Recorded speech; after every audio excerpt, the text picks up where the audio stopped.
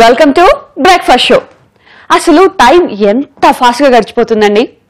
అయినా టైం ఎప్పుడు అంతేనండి. మనం హ్యాపీగా ఉన్నప్పుడు, నిద్రపోతున్నప్పుడు సెకండ్స్ ముళ్ళు డబుల్ స్పీడ్లో తిరుగుతుంది. అదే టైం ఎప్పుడు అవుతుందిరా బాబు అని వెయిట్ చేస్తాం కదా, అప్పుడు టైం అస్సలు కదలదండి.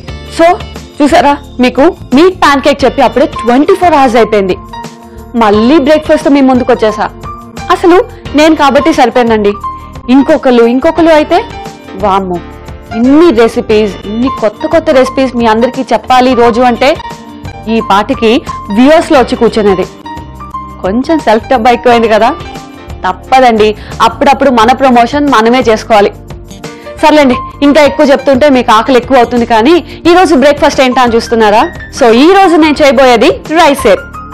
ఈ రైస్ ఏప్ ఏంటి అనుకుంటున్నారా? అనుకోవడం ఎందుకండి, నేను చెప్తా కదా, మీరు కూడా చూసుకొని నేర్చేసుకోండి.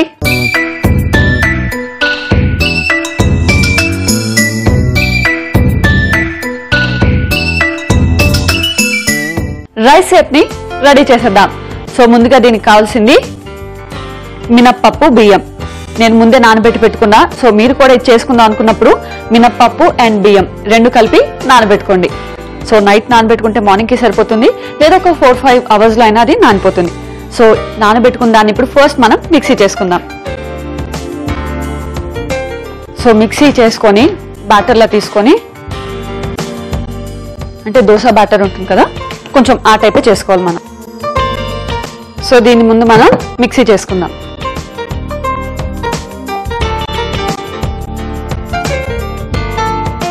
సో ఇందులో మనం బియ్యం ఎక్కువ తీసుకోవాలి. అంటే ఫర్ ఎగ్జాంపుల్ బియ్యం 1 glass తీసుకున్నాం అనుకోండి, 1/4 మనం మినపప్పు తీసుకోవాలి. సో ఏప్కి, అంటే రైస్ ఏప్కి కొంచెం బియ్యమే ఎక్కువ ఉండాలి. ముందు దీన్ని మనం మిక్సీ చేసేసుకుందాం. ఓకే,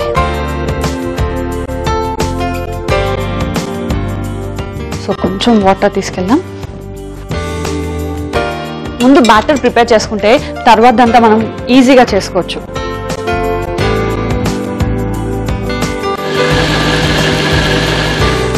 ఇప్పుడు దీన్ని ఇప్పుడు మనం ఒక బౌల్లోకి తీసుకుందాం. సో ఇది మనం ఎలాగో ఈ బ్యాటర్స్ ఇవన్నీ కూడా మనం రెగ్యులర్గా చేసుకుంటూ ఉంటాం కదా. సో మనం చేసుకునేది కొంచెం డిఫరెంట్గా చేసుకోవాలి అంటే రోజు కన్నా ఏం చేయాలి, బ్రేక్ఫాస్ట్ షో చూడాలి. సో రోజుకు ఒక వెరైటీ చెప్తున్నా, అండ్ దాంతోపాటు అందులో ఉన్న క్యాలరీస్, ప్రోటీన్స్ అన్నీ కూడా చెప్తున్నా కదా. మరి ఈజీగా ఫాలో అయిపోండి అండ్ బ్రేక్ఫాస్ట్ని ఈజీగా చేసేసుకోండి. సో మనం ఈ బ్యాటర్ని మొత్తం చూసుకున్నారు కదా, సేమ్ మనకి మరీ తిగ్గా కాదు, థిన్గా కాదు, ఇలాగ ఇడ్లీ బ్యాటర్లో ప్రిపేర్ చేసుకుంటే సరిపోతుంది.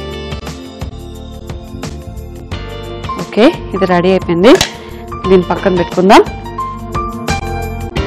అండ్ నెక్స్ట్, సో బ్యాటర్ అయితే రెడీ అయిపోయింది. నెక్స్ట్ ప్రాసెస్ ఏంటి అని వెయిట్ చేస్తున్నారు కదా, చెప్పేస్తున్నాను. సో చూసి చక్కగా నేర్చుకోండి. మనం స్టవ్ ఆన్ చేసి ప్యాన్ పెట్టుకుందాం. అండ్ ఇందులో ఆయిల్ వేసుకుందాం.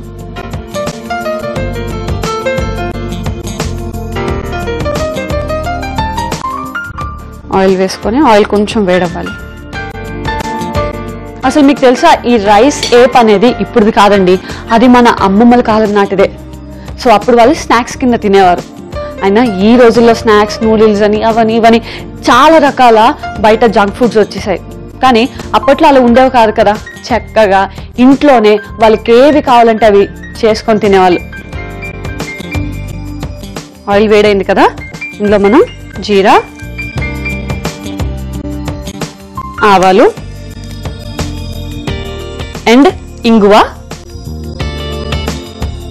కొంచెం తర్వాత ఆనియన్స్, సో ఇవన్నీ వేసి మనం ఫ్రై చేయాలి.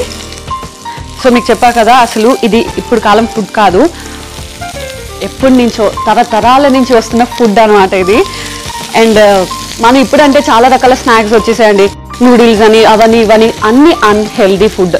సో మనం చూడ్డానికి బాగుంటుంది, టేస్టీగా ఉంటుందని తినేస్తాం, కానీ ఎంత అన్హెల్దీ చెప్పండి. కానీ ఆ కాలంలో అస్సలు బయట అంటే వాళ్ళకి తెలియదు, అసలు బయట ఫ్రూట్స్ తప్ప ఇంకేం అమ్మేవారు కాదు ఎక్కువ. సో ఇంట్లోనే ఎలాంటి రకం స్నాక్స్ అయినా చక్కగా టేస్టీగా వేడివేడిగా చేసుకొని తినేవారు. అండ్ ఆ స్నాక్స్లో ఒకటి ఇదన్నమాట. అండ్ ఇప్పుడు మనందరికీ ఫ్రైస్ చేస్తున్నాం కదా, ఇవన్నీ కూడా మనకి అలవాటు అవుతున్నాయి.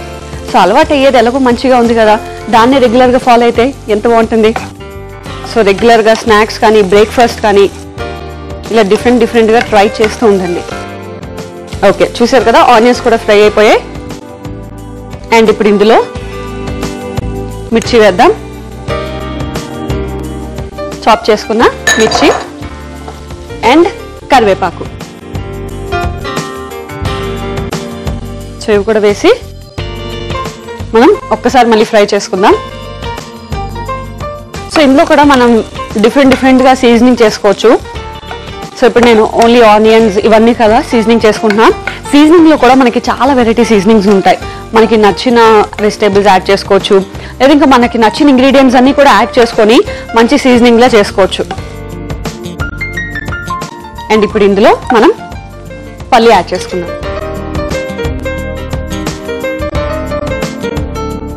సో అన్నీ ఫ్రై అయిపోయి కదా.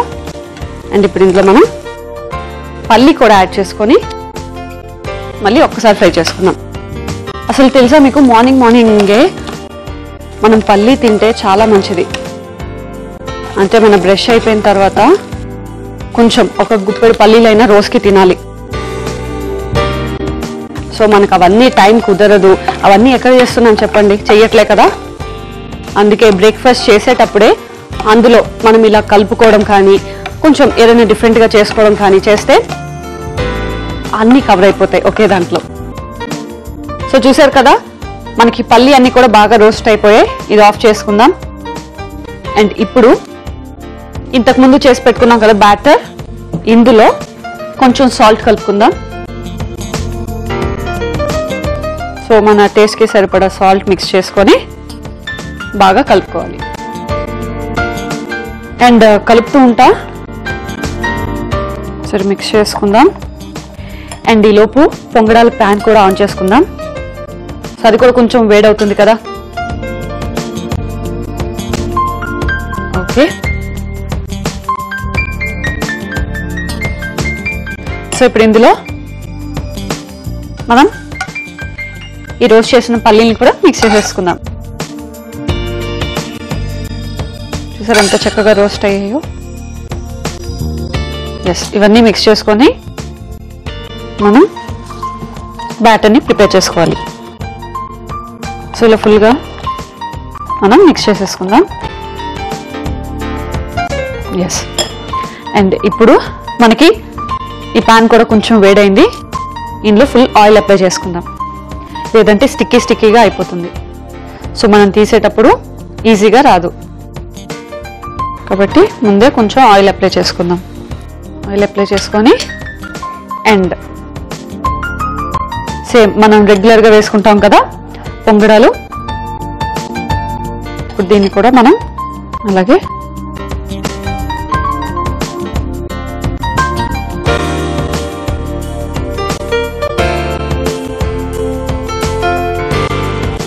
సో ఆయిల్ వేయడం మర్చిపోద్దు, ఎందుకంటే ఆయిల్ వేయకపోతే కిందన స్టిక్ అయిపోయి మనకు తీసేటప్పుడు అది విరిగిపోతుంది, బ్రేక్ అయిపోతుంది.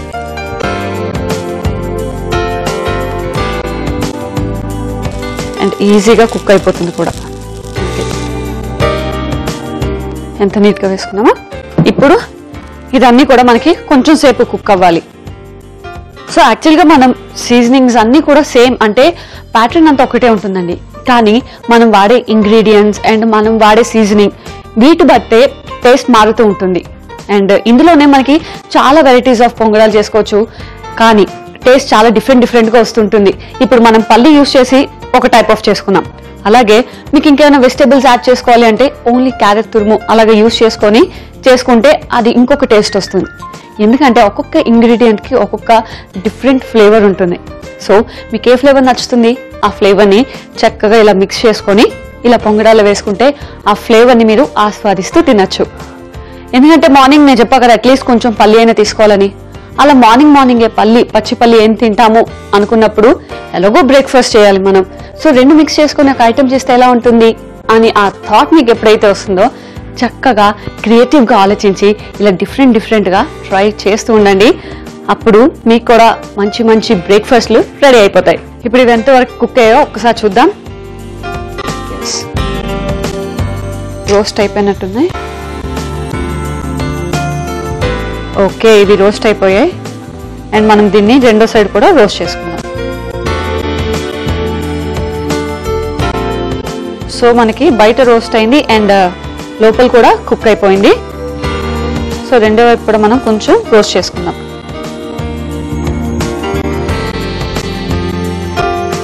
సో రెండో వైపు కూడా కొంచెం కాలాలి మనకి. అండ్ ఈ లోపు మనం సర్వింగ్ ప్లేట్ తెచ్చేసుకుందాం. చూసారు కదా ఎంత ఈజీ, ఎంత క్విక్గా అయిపోతుందో. ఎస్, ఇది మనం ఆఫ్ చేసేసుకొని సర్వింగ్ ప్లేట్లోకి తీసేసుకుందాం.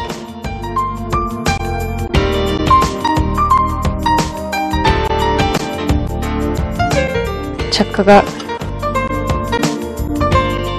ఇది మరీ హెవీ ఫుడ్ కూడా కాదు, సో లైట్ ఫుడ్డే. మార్నింగ్ టైం మనం ఈజీగా తినేయచ్చు. సో మరీ ఎక్కువ రోస్ట్ చేసుకోవద్దు, చూసుకోవాలి జాగ్రత్తగా.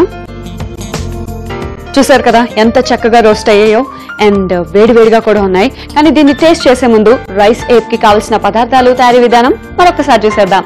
రైస్ యాప్ కి కావాల్సిన పదార్థాలు: రైస్ 1 కప్పు, మినప్పప్పు 1/2 కప్పు, పల్లీలు 1/2 కప్పు, ఉల్లిపాయ 1, ఆవాలు 1 టీ స్పూన్, జీరా 1 టీ స్పూన్, పచ్చిమిర్చి 2, కరివేపాకు కొద్దిగా, ఇంగువ కొద్దిగా, ఉప్పు తగినంత, నూనె తగినంత. రైస్ ఏప్ తయారు చేసుకునే విధానం: ముందుగా బియ్యం, మినప్పప్పు నానబెట్టుకొని మిక్సీ పట్టుకోవాలి. ఒక పాన్ లో నూనె వేసుకొని జీరా, ఆవాలు, ఇంగువ, ఉల్లిపాయలు, పచ్చిమిర్చి, కరివేపాకు, వేరుశనగ పలుకులు వేసి వేయించుకోవాలి. ఆ తర్వాత బియ్యపిండి మిశ్రమంలో ఉప్పు, పోపు మిశ్రమం కూడా వేసి బాగా కలుపుకోవాలి. చివరిగా గుంత పొంగడాల పాన్ లో నూనె అప్లై చేసి బియ్యపిండి మిశ్రమాన్ని కొంచెంగా వేసుకొని రెండు వైపులా కాల్చుకుంటే రైస్ ఏప్ రెడీ.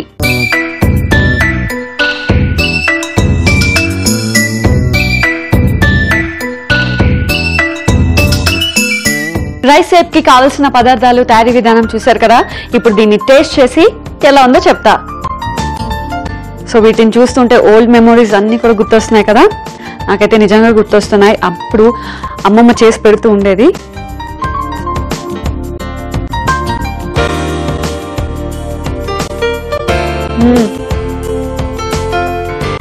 కొంచెం వేడిగా ఉంది, కానీ వేడిగా తింటే చాలా బాగుంది. పల్లి యాడ్ చేసాం కదా, ఆ ఫ్లేవర్ చాలా బాగుంది. అంటే తింటున్నప్పుడు మనకు పల్లి తగులుతుంది కదా, చాలా బాగుంది. అండ్ ఇందులో అన్ని కూడా చాలా కరెక్ట్గా సరిపోయి. అంటే ఉప్పు అండ్ మిర్చి కూడా ఎక్కువ అవ్వలేదు, లైట్ స్పైసీగా ఉంది. మొత్తానికి అయితే సాఫ్ట్గా ఉంది, చాలా బాగుంది. సో మీరు కూడా చక్కగా తింటూ ఓల్డ్ మెమోరీస్ని గుర్తు చేసుకోండి. ఓకే, రైస్ ఏప్ చూసాం, ఒక హాట్ ఐటమ్ చూసాం. మరి దీనికి కాంబినేషన్ చక్కగా ఒక మంచి స్వీట్ ఉంటే బాగుంటుంది కదా, ఒక ఖీర్ టైప్. ఎస్, అందుకేనే ఇప్పుడు నేను చేయబోతున్నాను యాపిల్ వాల్నట్ ఖీర్. మరి అది ఎంత హెల్దీయో అంతే టేస్టీగా ఉంటుంది. మరి యాపిల్ వాల్నట్ ఖీర్ ఎలా రెడీ చేయాలి ఇప్పుడు నేను చూపిస్తా, మీరు కూడా చూసి నేర్చేసుకోండి.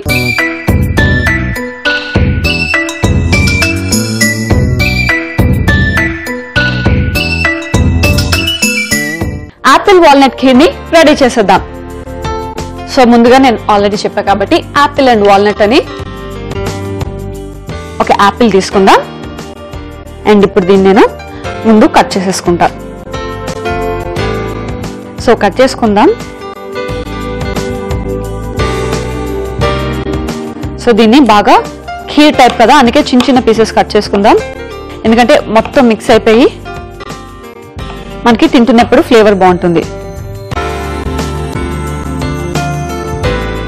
అసలు ఇది తింటే, యాపిల్ తింటే కనుక మనకి బ్లడ్ ప్యూరిఫై కూడా అవుతుంది. అండ్ మైండ్ చాలా షార్ప్గా పనిచేస్తుంది. అసలు యాపిల్ వల్ల ఒకటా రెండా ఎన్ని యూజెస్ ఉన్నాయి తెలుసా.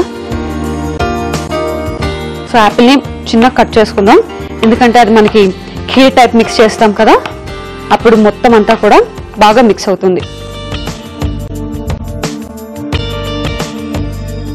సో కట్ చేసుకున్నాం కదా, ఈ పక్కన పెడదాం. అండ్ సో యాపిల్ కట్ చేసుకున్నాం కదా, సో యాపిల్ పీసెస్ ఈ వాటర్లో వేసుకుందాం, ఎందుకంటే తొందరగా బ్లాక్ అవ్వవు. సో యాపిల్ ఈజీగా మనం కట్ చేసిన వెంటనే బ్లాక్ వచ్చేస్తాయి కదా, అలా అవ్వకుండా ఉండడానికి మనం కంప్లీట్ వాటర్లో ఉంచుకుందాం. ఫ్రెష్గా కూడా ఉంటాయి. వాటర్లో డిప్ చేసుకొని ఉంచేసుకుందాం. అండ్ నెక్స్ట్ మనం స్టవ్ ఆన్ చేసుకొని పాన్ పెట్టుకుందాం. అండ్ నెక్స్ట్ మన మెయిన్ ప్రాసెస్ స్టార్ట్ అయిపోతుంది. సో ఖీర్ అన్నాను కదా, మెయిన్గా కావాల్సింది పాలు. సో పాలు వేసుకుందాం. అండ్ ఇంకా కొంచెం పాలు యాడ్ చేసుకుందాం. మనకి ఖీర్ అంటే కొంచెం జ్యూసీగా కావాలి కదా మనకి.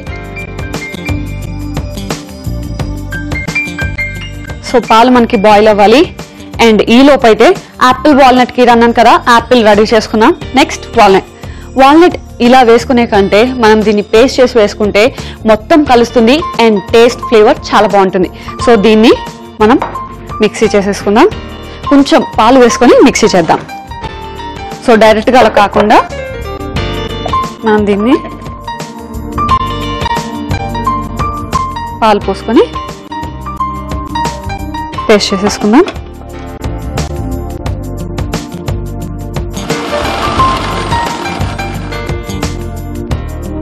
వాల్నట్ పేస్ట్ కూడా రెడీ అయిపోయింది, చూసారు కదా. పాలు కూడా బాగా బాయిల్ అవుతుంది. అండ్ ఇప్పుడు ఇందులో మనం షుగర్ యాడ్. సో మార్నింగే కదా, మరి ఎక్కువ స్వీట్ కాకుండా చూసుకోండి, ఎందుకంటే యాపిల్లో కూడా కొంచెం స్వీట్నెస్ ఉంటుంది కదా. సో అది సరిపోతుంది మనకి. అది వేసుకొని ఒక్కసారి మనం కంప్లీట్గా మిక్స్ చేసుకుందాం. సో పాలు ఫుల్గా బాయిల్ అయిన తర్వాత ఇవన్నీ మిక్స్ చేసుకుంటే మనకి తొందరగా మిక్స్ అయిపోతుంది. సో మిక్స్ అయిపోయాయి కదా. అండ్ ఇప్పుడు ఇందులో ఓట్స్ కలుపుకుందాం. సో ఓట్స్ అనేది చాలా lightest food and easy to digest. So లైట్గా ఉంటుంది అండ్ చాలా ఈజీగా కూడా డైజెస్ట్ అయిపోతుంది.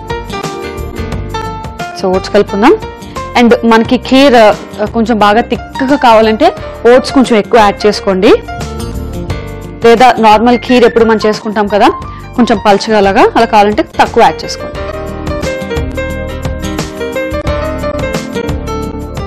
సో ఓట్స్ బాగా బాయిల్ అవ్వాలి మనకి. అండ్ ఓట్స్ వేసిన తర్వాత మనం ఇందులో యాపిల్ పీసెస్ని కూడా వేసేసుకుందాం. సో మార్నింగ్ ఓన్లీ ఓట్స్ తినేవాళ్ళు, అంటే డైట్ ఫాలో అవుతుంటారు కదా, వాళ్ళు దీన్ని చేసుకోవచ్చు. అప్పుడు ఓట్స్ కొంచెం ఎక్కువ వేసుకొని మనం ఈ ఖీర్ని చేసుకోవచ్చు. సో ఓన్లీ ఓట్సే కాకుండా ఇది కొంచెం ఎక్కువ డైట్, అంటే యాపిల్ యూస్ చేసినాం, వాల్నట్ యూస్ చేసినాం కాబట్టి డైట్ కూడా చాలా బాగుంటుంది. ఇది వేసిన తర్వాత మనం ఒక్కసారి ఇవన్నీ కలుపుకొని, ఇవన్నీ కూడా మనకి కొంచెం సేపు కుక్ అవ్వాలి. ఓట్స్ ఈజీగానే కుక్ అయిపోతాయి, కానీ యాపిల్ కొంచెం కుక్ అవ్వాలి మనకి. ఎస్, ఇది కుక్ అయిపోయింది.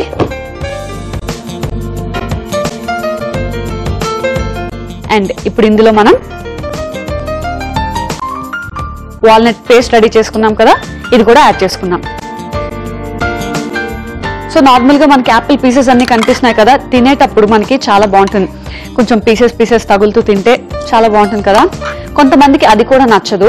సో అప్పుడు ఏం చేయొచ్చు అంటే, మనం వాల్నట్ ఎలాగైతే పేస్ట్ చేసుకున్నామో యాపిల్ జ్యూస్ కూడా వాడచ్చు. అంటే యాపిల్ పేస్ట్ అయినా వేసుకోవచ్చు, లేదా డైరెక్ట్గా యాపిల్ జ్యూస్ అయినా ఇందులో యూస్ చేసుకోవచ్చు. సో ఏదో రకంగా మనం ఇంటేక్ చేసుకున్నామని చూస్తే సరిపోతుందండి. ఎస్, వాల్నట్ పేస్ట్ కూడా వేసుకున్న తర్వాత కంప్లీట్ కలుపుకుందాం. చూసారు కదా మనకి కొంచెం థిక్ అయింది. అండ్ మీకు తెలుసా, వాల్నట్ మన ఫేస్కి కూడా స్క్రబ్బర్లో యూజ్ చేస్తారు. సో డైరెక్ట్గా వాల్నట్ స్క్రబ్ అని దొరుకుతుంది, దాంతో స్క్రబ్ చేసుకుంటే ఫేస్లో ఉన్న డస్ట్ అంతా పోతుంది.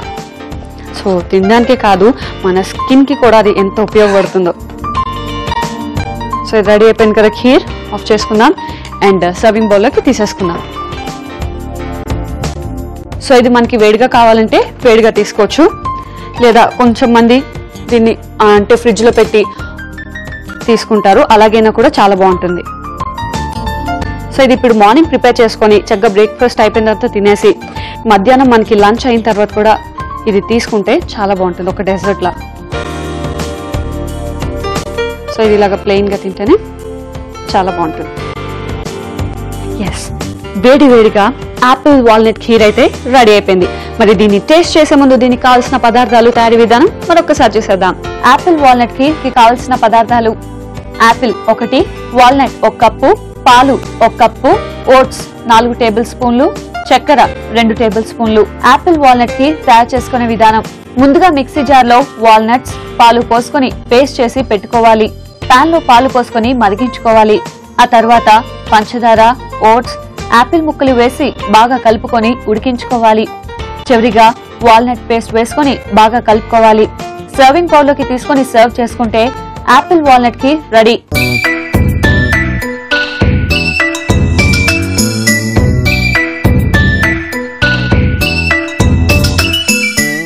ఆపిల్ వాల్నట్ ఖీర్ కి కావాల్సిన పదార్థాలు, తయారీ విధానం చూశారు కదా. ఇప్పుడు దీన్ని టేస్ట్ చేసి ఎలా ఉందో చెప్తా.